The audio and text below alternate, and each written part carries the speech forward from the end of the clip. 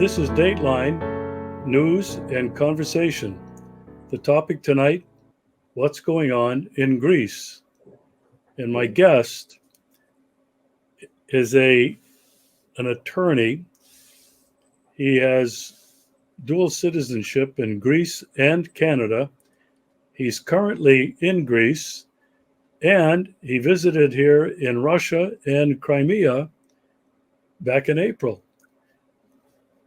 Dimitri Lascaris, welcome back to the show. Thank you for having me, Regis. Pleasure to be here. Well, it's always good to have you. Good to see you again. I have to ask this question. You had elections in May, and I know that they were very important because I have a couple of Greek friends who were very involved running up to the election, too busy even to get online with me. I'd like to know what the issues were and what the outcome was. And I know that it's not final because I think there's going to be another snap elections coming up here in June. So what can you tell me about that? Well, I think to understand what happened and why and its significance, you really need to go back to approximately 2010, when Greece, like other European countries, was rocked by the financial crisis, the global financial crisis. And basically what happened at that point in time was that the Greek banks, through practices that were, to put it mildly, irresponsible from a financial and economic perspective, were at risk of collapse. And they owed very considerable amounts of money to other banks, principally from France and Germany.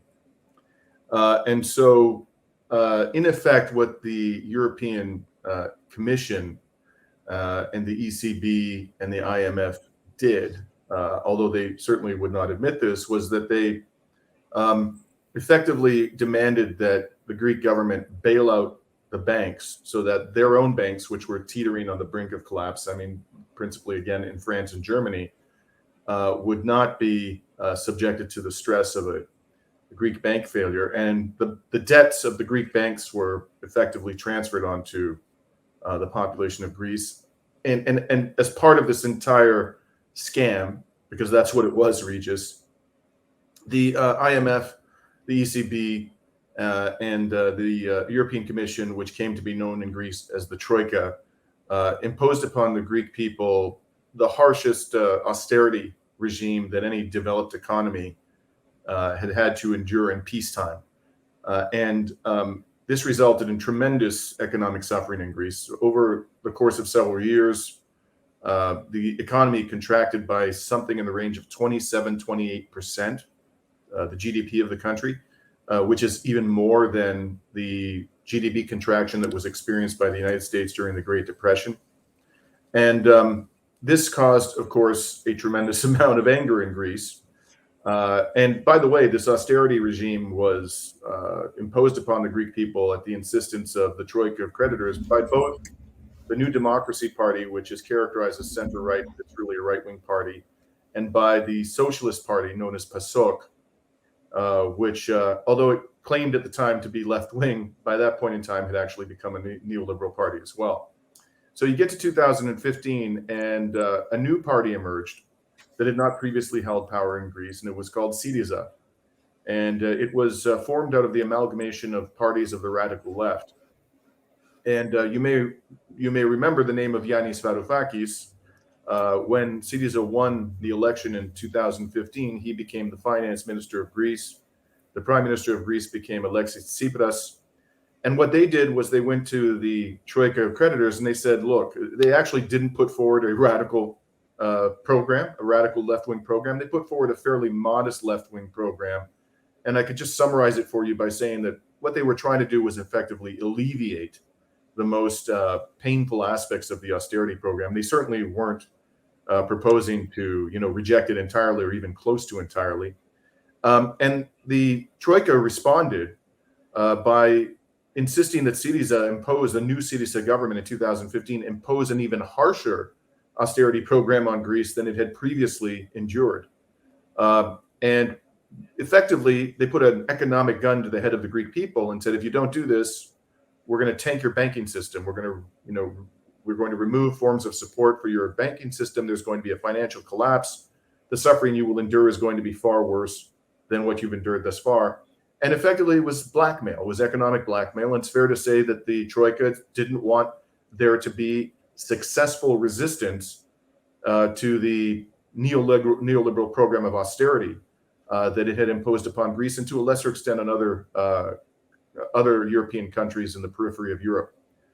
So this all came to a head in the summer of 2015.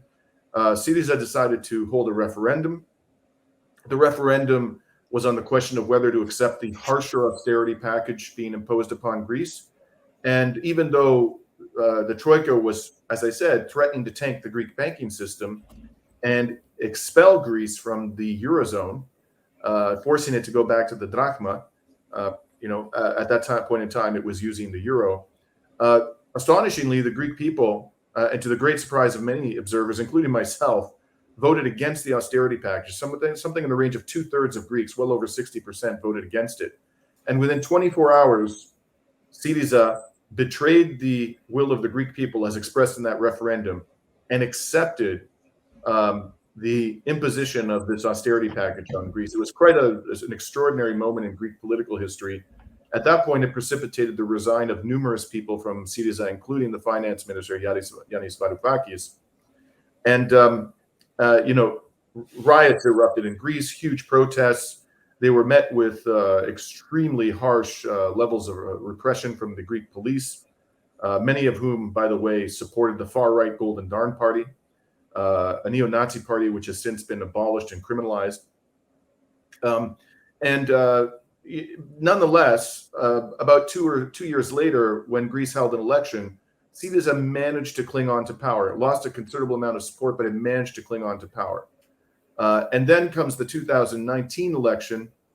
And at that point in time, the Greek people said, we've had enough of Syriza. We're going to go back to one of the traditional parties, the New Democracy Party of Konstantin Mitsotakis, who is the current prime minister and who is a Harvard-educated banker.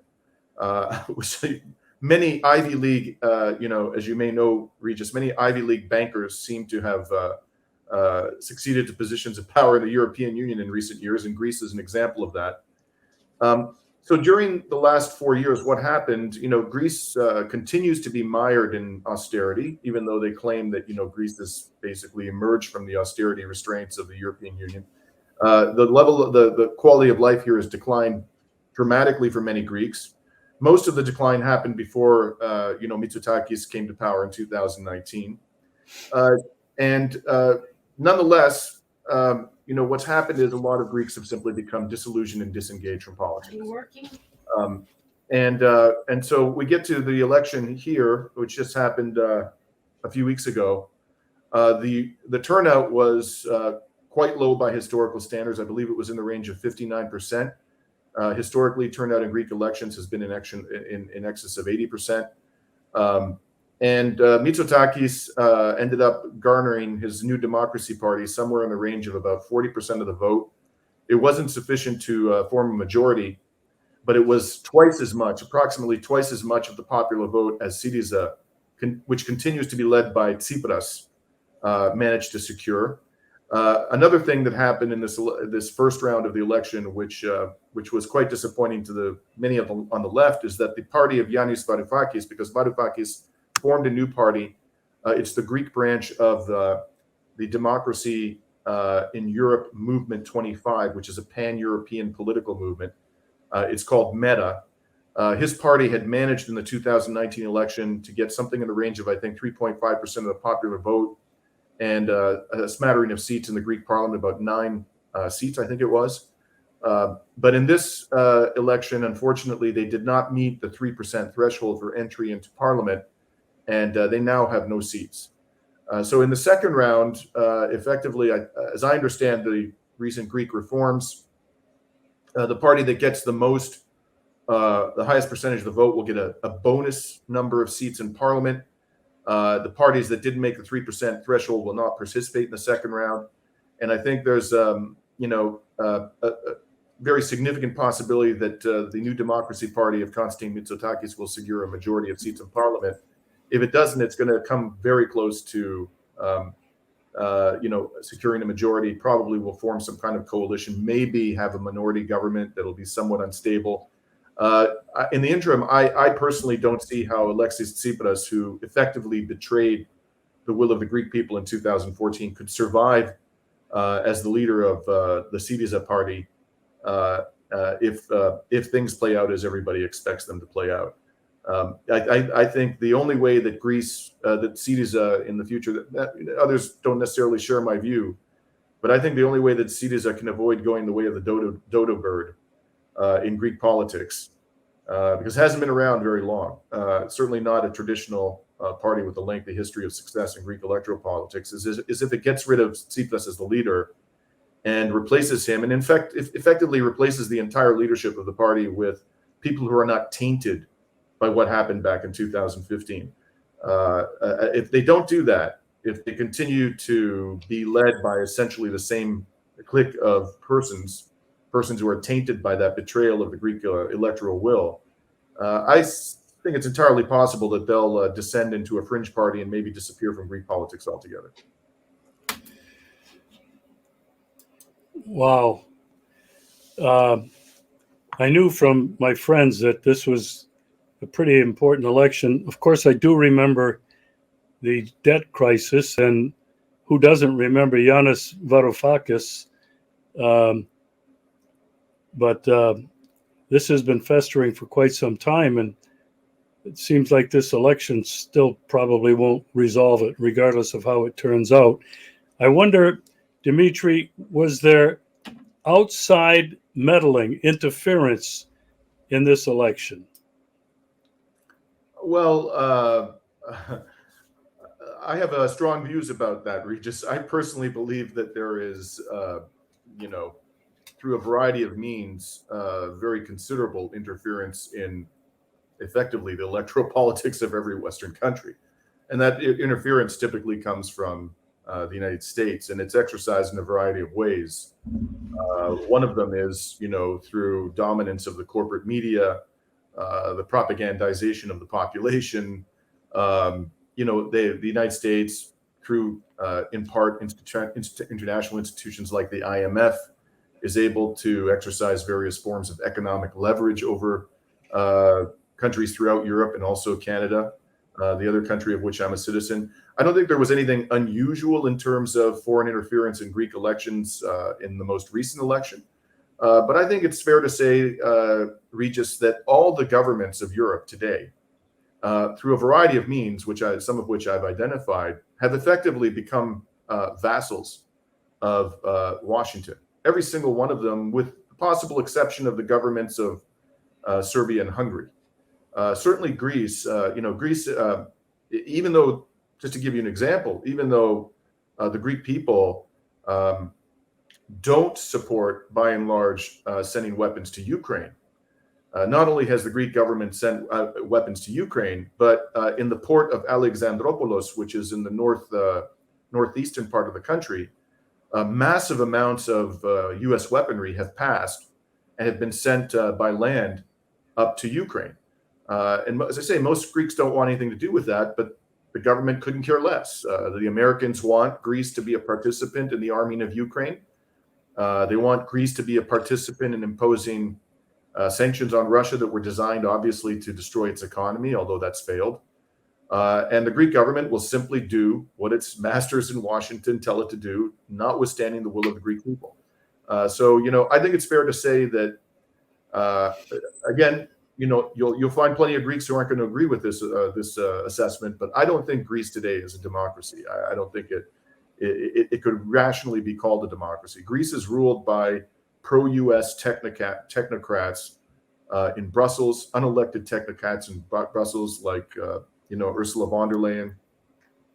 It's effectively ruled by the ECB, again unelected technocrats, and by Washington, which effectively controls all of European policy, I think. So that's the sad reality today, and I don't I don't frankly see this situation changing for Greece unless and until either the EU, the European Union itself, dissolves, or governments come to power that radically restructure the European Union.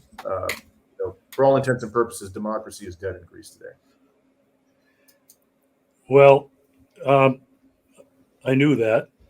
I've been doing a number of shows recently and participated in an international forum with 7 or 8 countries from Eastern and Western Europe.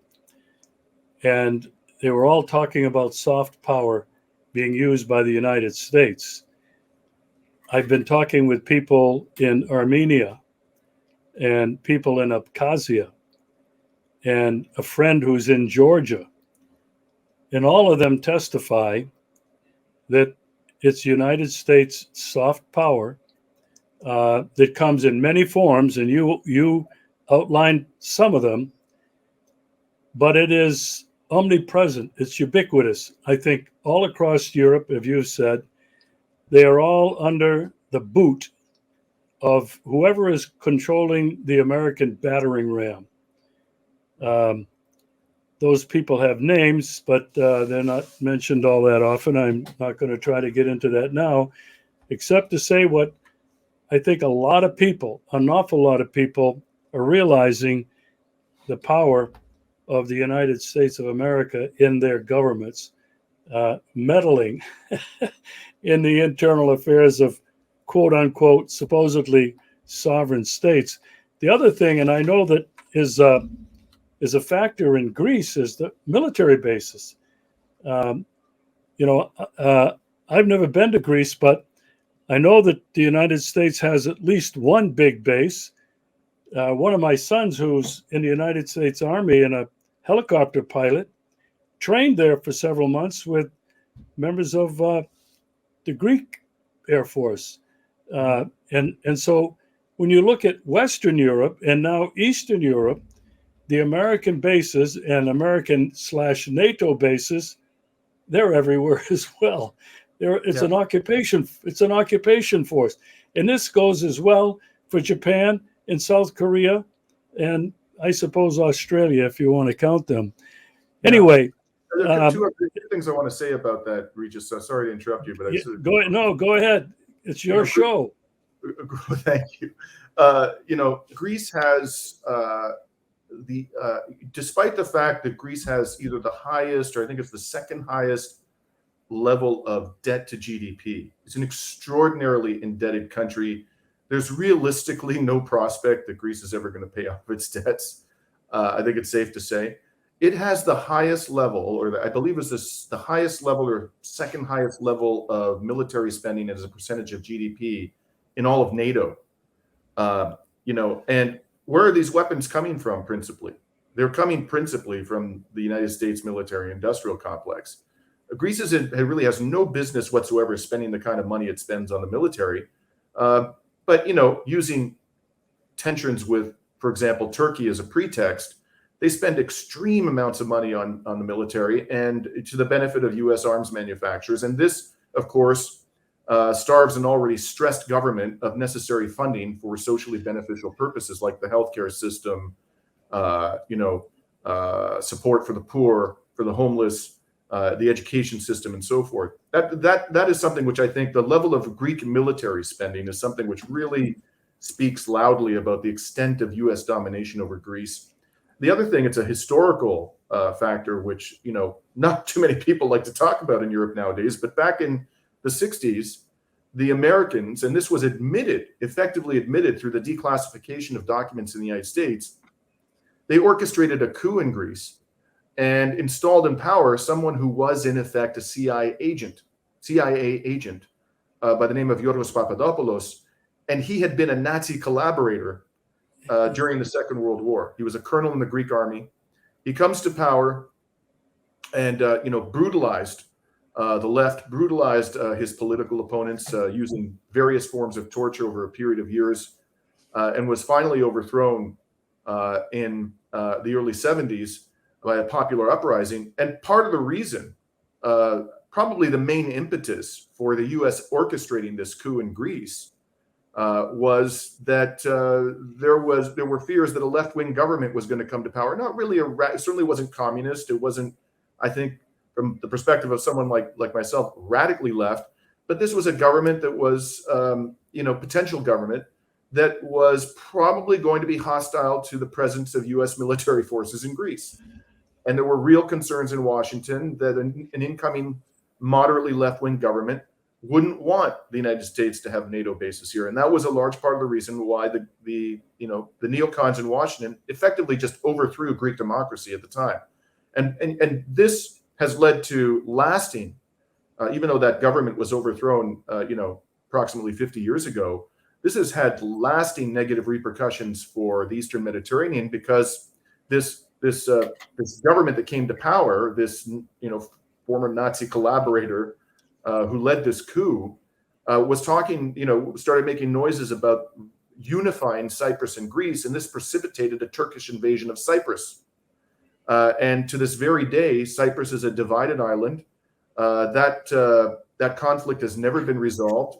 Turkish forces occupy the north of the island. My own sister lives in Cyprus. She married a Cypriot whose family, when he was a boy, was dispossessed of their home in northern Cyprus and effectively lost everything.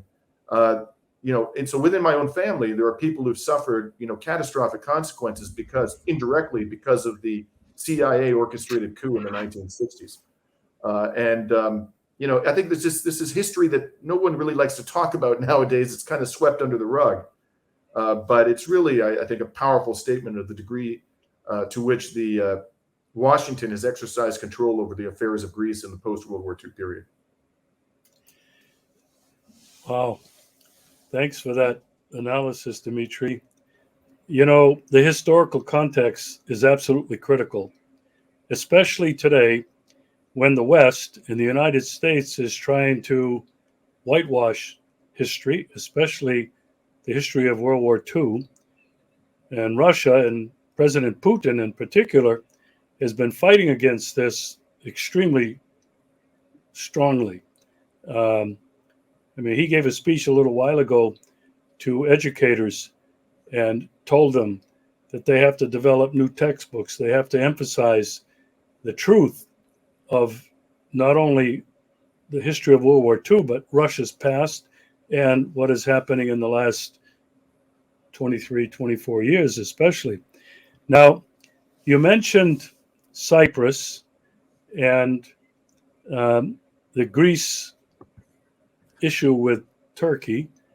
Cyprus is, as you mentioned, occupied partly by Turkey. Can you explain a little bit further the roots of that crisis? Why does Turkey feel it has rights of possession over all or part of Cyprus? I've never understood this. Well, Cyprus had a substantial Cypriot, a Turkish population for a very long time.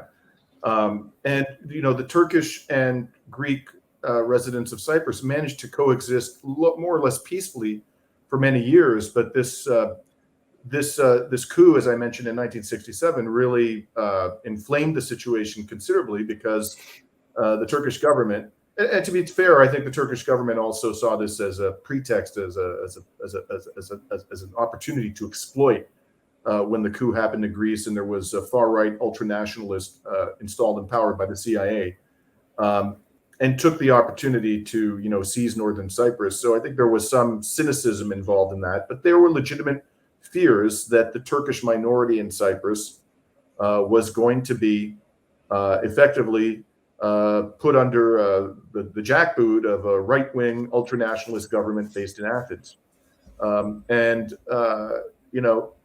Of course, the tensions between Greeks and Turks go back centuries, Regis, because Greece was occupied by the Ottoman Empire for hundreds of years and didn't actually achieve independence from the Ottoman Empire until the late 1820s. And ever since then has struggled to emerge from the shadow of Ottoman domination, while at the same time having to contend with domination of Washington. So there's a lot of obviously lingering resentment because of that.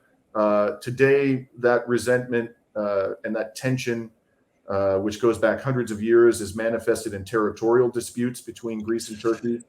There's a lot of conflict about the extent of Greece's exclusive economic zone.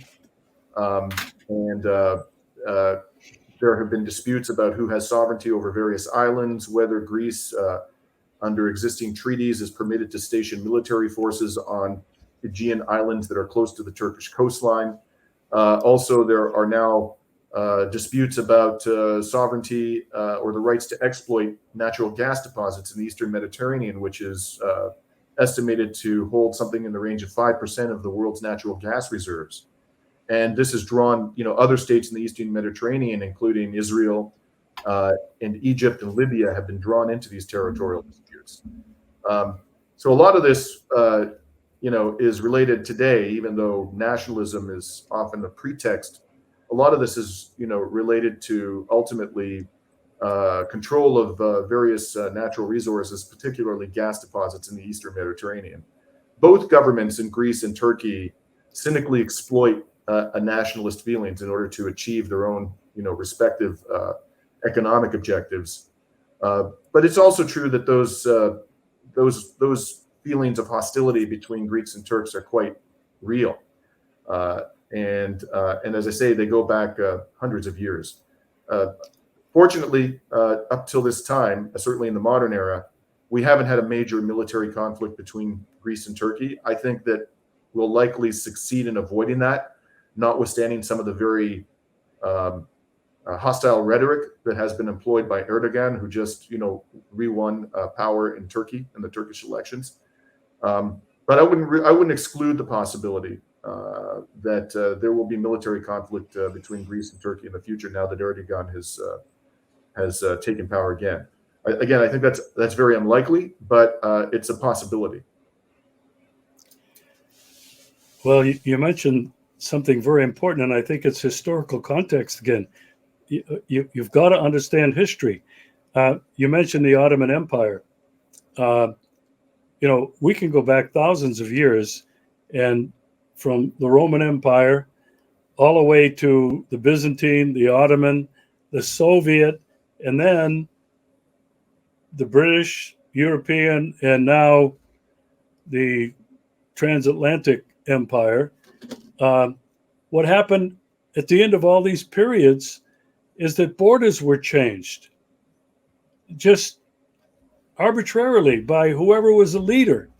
And I know that in terms of the Soviet Union and the former Soviet republics, Stalin made some decisions, as did Lenin, that not only affected the current strife and war in Ukraine, but in Azerbaijan, in Abkhazia, in Georgia, that whole region. There's tremendous gas and oil that's being pumped through Georgia and then into Turkey and then out into the Mediterranean and European countries.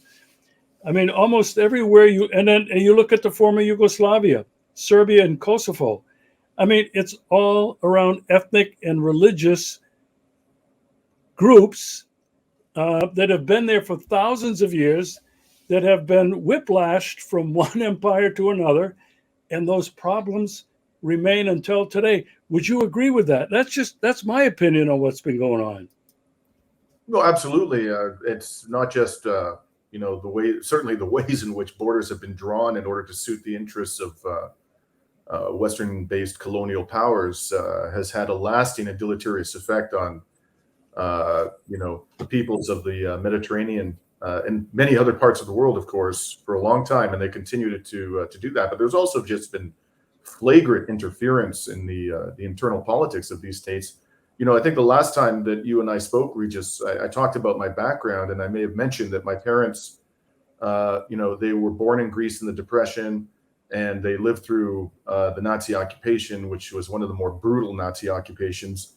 And, when the Nazis were defeated and driven from Greece, what happened was there was effectively an agreement between Churchill and Stalin about, who would have effective authority over the affairs of Greece. And the decision was made even though the communists had been the main source of resistance to the Nazi occupation in Greece and were best positioned to take power when the Nazis were finally expelled, the British were basically given carte blanche to interfere in the internal affairs of Greece. And what they did was they provoked a civil war because they didn't want to see the communists come to power.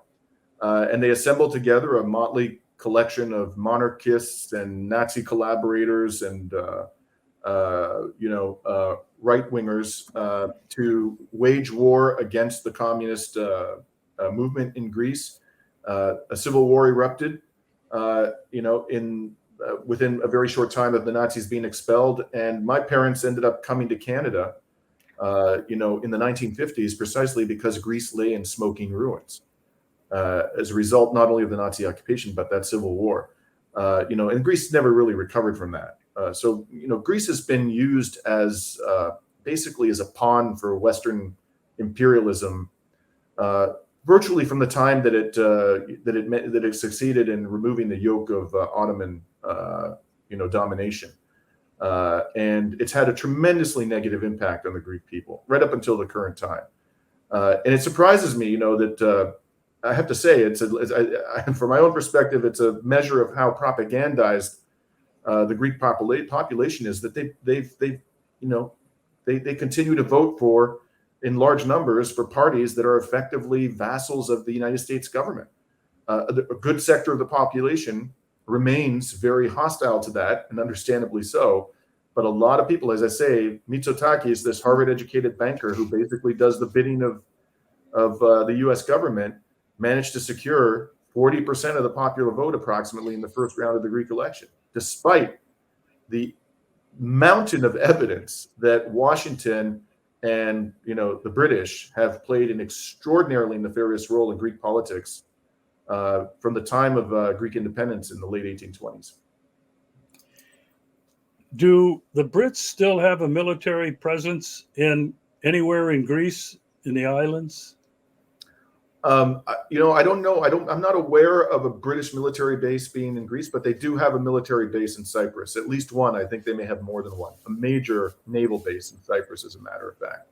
So, so they continue to have a presence in the Eastern Mediterranean, a very substantial military presence, as a legacy of their domination of these countries.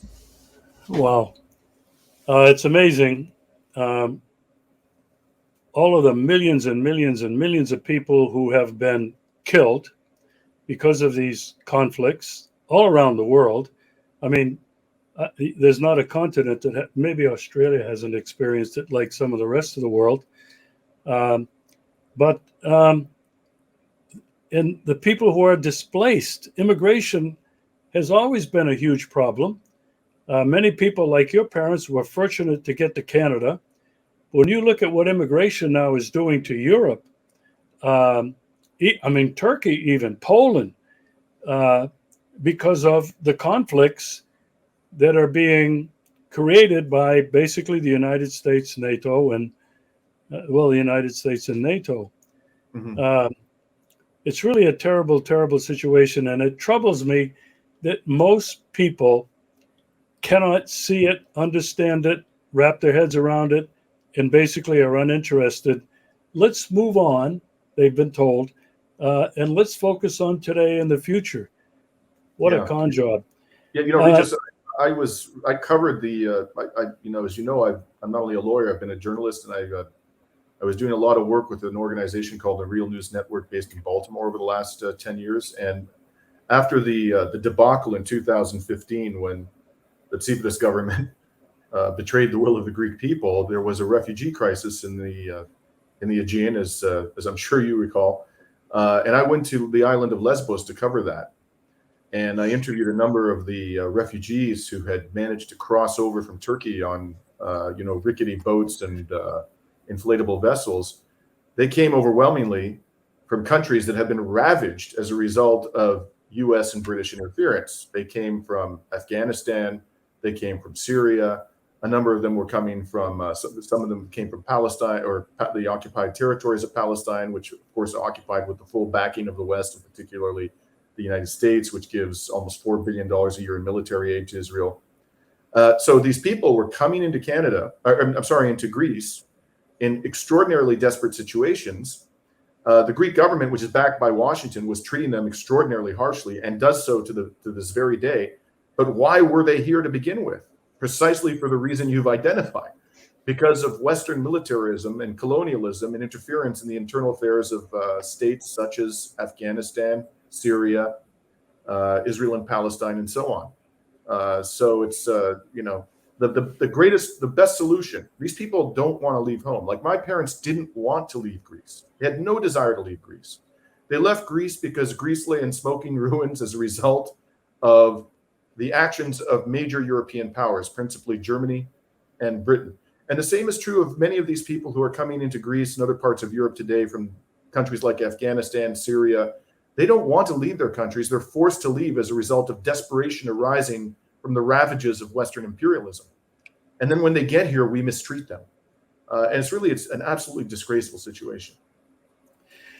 Yeah. We did a wonderful show with you, I don't know, a month or so ago. I'd like people to understand, you have a home in Canada, you have a home in Greece, and you have dual citizenship. You are retired from the legal profession, where you served in New York and Paris, very big firms doing international law. But now you've become a political activist and an author. You're very prolific in the articles that you write. Where can people find your articles? Do you have a website? I do. It's DimitriLascaris.org, DimitriLascaris. And I publish on that website on a regular basis, as you noted, Regis. And recently, as you know, I focused principally on the Ukraine war, because I think that this is the most recent example and the most dangerous example of Western meddling in the internal affairs of other states. And if we don't get a handle on that conflict and find a way to resolve it peacefully soon, this could spiral out of control and bring about a global disaster unlike any we've experienced in the post-World War II period. Yeah, I think we're close to that as well. Was that your website .com or .org? .org. .org, okay. I'll make sure that that's in the description, and I'll put it right across the video here. Thank you. Wow. You mentioned in your last thought that this crisis in Ukraine is the most serious one, I think, facing humanity. But the insanity of it is that the battering ram, the United States battering ram, their jackboot, is upping the ante with China. I mean, the threats they keep pushing the envelope. And I read today that President Xi Jinping has alerted all of the security forces in the military to take extraordinary measures to bolster security and preparedness. To me, that's an awesome message that the Chinese have issued to the United States and to the world. But those people in Washington that are driving this, they just don't stop. And I heard today, somebody sent me, and I haven't been able to confirm it, but the Brits and MI6 have told Ukraine they are going to help them attack the Kerch Bridge again with long-range missiles. Now, that's Russia. Mm-hmm. Putin has said, and Medvedev have said, and others, that if Russia is attacked, and I don't mean these little skirmishes in Belgorod, Russia it has to respond overwhelmingly. I don't see how it cannot strike London. I don't see it, maybe even, I don't know, it's got to end this thing really fast, because they have the ability to do it. They just have not either had the will or something or other to. It's not about defeating Ukraine. It's about defeating the empire. It's about defeating the United States and NATO. Your thoughts on that?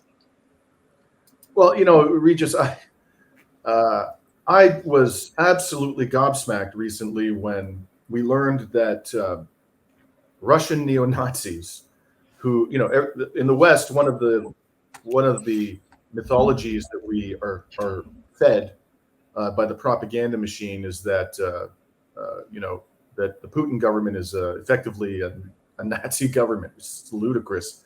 Whatever its flaws may be, whatever criticisms you can level against the Putin government, it ain't no Nazi government. And in fact, Russian neo-Nazis, a number of them, dislike Putin intensely.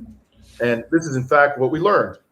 The world learned that, to the extent it didn't already know it, recently when Russian neo-Nazis attacked the territory of Russia from Ukraine with United States military vehicles. There are photographs of this all over the internet, and they didn't attack military assets in Russia. They attacked civilians in Russia. And just stop. And I mean, I don't know. I know I don't have to say this to you, Regis, but people listening to this conversation, just step back for a second and think about this. We sent, not we, but our governments, certainly the United States, either directly or indirectly, had a hand in this. At a bare minimum, it supplied the weaponry which was ultimately used to attack Russia. Our governments have complicity in an attack by Russian neo-Nazis on civilians in Russia, and Russia is a country that suffered far more casualties in the defeat of Nazism than all of the Western powers put together. And anybody with half a brain looking at this situation would say, are you crazy? Do you actually understand that Russia has a profound sensitivity about Nazism, has suffered a historical trauma as a result of what the Nazis did during World War II that is unlike any trauma that any other Western country was forced to endure? And now you're sending Russian neo-Nazis to attack civilians using American military equipment? I'll tell you, Regis, looking at this from the outside, it's very hard not to come to the conclusion, and I've just talked about one incident. You mentioned another, the Kerch Bridge. There's, of course, been attacks on Moscow. It's very hard not to come to the conclusion that, in fact, the United States is trying to provoke an attack on a NATO country by Russia, because it knows full well that unless and until the Russian Federation attacks directly a NATO country, there will be absolutely no appetite in the West for a direct confrontation between NATO and Russia. It needs, in order to convince Western electorates to tolerate direct military conflict with Russia, NATO having a direct, it needs to have a provocation. And it seems to me from the outside, of course, I can't read Biden's mind, but man, I have difficulty avoiding the conclusion that he's trying to provoke an attack on a NATO country by Russia. I think that that's ultimately what's going on here, because the Americans, they can't be, in Washington, as crazy as these people are, they can't actually believe that Ukraine is winning this war. They must understand that Ukraine is being absolutely devastated, that its military has no reasonable prospect of defeating Russia ultimately, and that the only hope they have for achieving their nefarious objectives in Ukraine is the direct intervention of NATO. And I really fear that that's what's going on here. I'm tremendously fearful that ultimately what they're trying to do is provoke Russia into attacking the NATO country, which, by the way, given what's going on, I think as a lawful matter, Russia would have the right to do. If you have military bases, for example, in Poland, where Ukrainians are being trained and they're shipping to use NATO weaponry, and they're shipping the NATO weaponry as they are in large quantities from points within Poland into Ukraine, and those NATO-trained military forces using NATO weaponry are killing Russian soldiers on the battlefield, I think you'd have a very hard time arguing that under the laws of war, Russia doesn't have a right to attack those military bases in Poland and elsewhere within NATO countries. And it's amazing that thus far, thank God, the Russian government has actually not gone to that length. But if we keep provoking Russia's government, I think inevitably it's going to be forced at some stage to attack a NATO country. Probably the prime target would be Poland. And then we're in real trouble. Yeah. And then I have to say, on the other end of the spectrum, you have China, uh, another nuclear armed country with a vast army. It has the ability to sink the entire United States fleet in the South China Sea. Um, we're very, very close to what I think is the unthinkable. And Dimitri, before we go, uh, I always, with many of my guests, like to look at the geopolitical landscape. At the same time, we see an intensification of the effort to get away from the US dollar, the BRICS plus. Now, 19 some nations want to apply for membership in BRICS. The Shanghai Cooperation Organization, ASEAN. These organizations represent some 80 to 85% of the world. They're fed up with the hegemon. They're working like crazy to get away from the American dollar and American hegemony. And so you have this epic battle taking place on the geopolitical level, which is really about the future new order of the world, a multipolar world based on the strict observance of international law, the UN Charter, and the sovereignty of all nations. I think this is the epic battle for control of the future. Your thoughts on that before we finish? No, Regis, I couldn't agree more. I mean, it's astonishing how little in the Western mainstream discourse we talk about the geopolitical context of the war in Ukraine and what's going on in the South China Sea. The Pentagon just issued some video which showed, what it said was an unnecessarily aggressive maneuver by a Chinese fighter jet in the South China Sea, which was trying to ward off a U.S. surveillance, a military surveillance aircraft. Well, who's being aggressive? Who's being aggressive? It's not the Chinese who are sending surveillance aircraft into the Gulf of Mexico.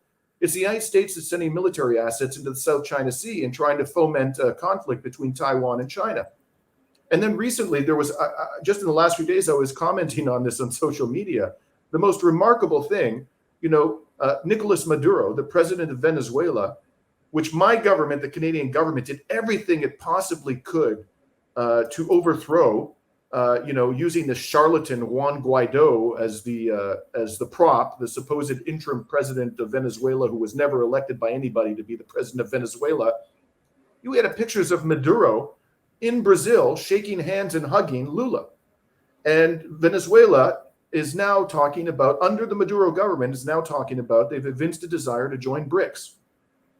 So what is going on in the world today? The global South has had it, absolutely had it with Western domination. They've had it with living under the yoke of the Anglo-American Empire. They're finished with that. It's over. And the question here is simply whether the neocons in Washington and London and Warsaw and Berlin and Paris are going to come to terms with the fact that they can no longer dominate the world. That's the question. That their dominance is over. It's not that it's ending. It's done. It's done.